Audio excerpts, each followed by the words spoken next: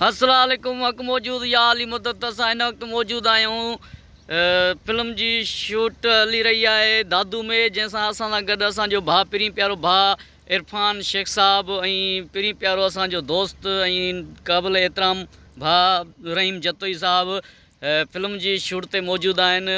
इरफान भाई, तव्हां असांखे आगाह कंदो त इहा फिल्म कीअं पई ठहे ऐं कहिड़े तरीक़े सां ठहे थी, ऐं हिन फिल्म में अहिड़ियूं कहिड़ियूं शयूं आहिनि जेकियूं असां माण्हुनि ॾे मैसेज पहुचाइणु चाहींदासीं। वाह साईं, वाह साईं, तव्हांखे पहिरीं मुबारक। तव्हां बि चैनल खोलियो आहे? जी वाह साईं, वाह। फिल्म साईं दादू में थी रही आहे, जंहिंजो डायरेक्टर आहे चौधरी असगर साईं, नालो आहे जानी दुश्मन। सुठी कास्ट आहे, सुठी स्टोरी आहे, कास्ट तमामु भली आहे। असांजी निसार शाह आहे, मां आहियां, रहीम आहे, ऐं अहमद अली शेख आहे, ऐं अज़ीज़ कंबरानी आहे, ऐं ॿी बि खोड़ कास्ट आहे, ॿिया खोड़ दोस्त आहिनि। तमामु सुठी स्टोरी आहे। ईद उल फितर ते हाणे थींदी, तव्हां ॾिसिजो, पोइ असांखे फीडबैक ॾिजो। असल में स्टोरी आहे हिकु साम छोकिरी जी, कीअं तव्हां जहिड़ो आहे।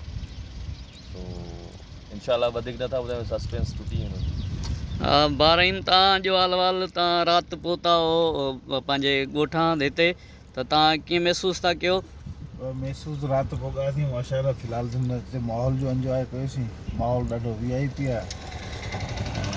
दोस्तनि यादि कयो, दोस्तनि अची वियासीं, वॾी महिरबानी जे दादू वारनि चौधरी असगर साईं असांखे यादि कयो। बाक़ी ॿियो मुंहिंजो जिगर जान इरफान शेख, पहिरीं प्यारो दोस्त।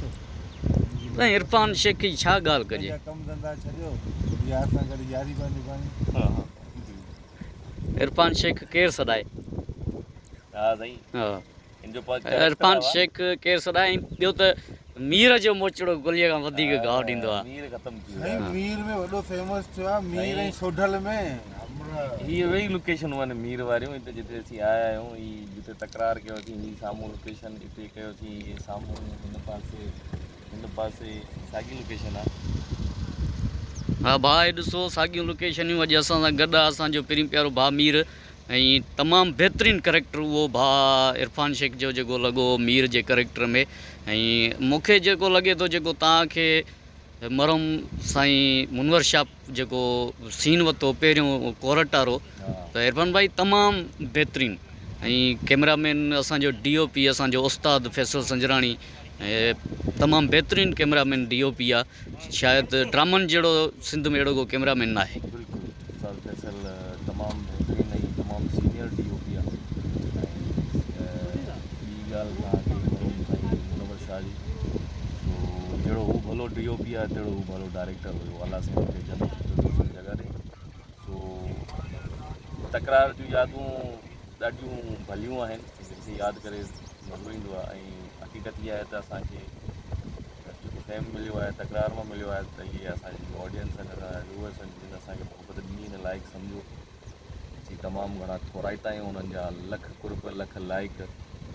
वॾी महिरबानी इरफान भाउ, लख कुर्ब। वरी दोस्तो गॾु हूंदासीं कंहिं ॿिए अदाकार सां, कंहिं ॿिए दोस्त सां गॾु।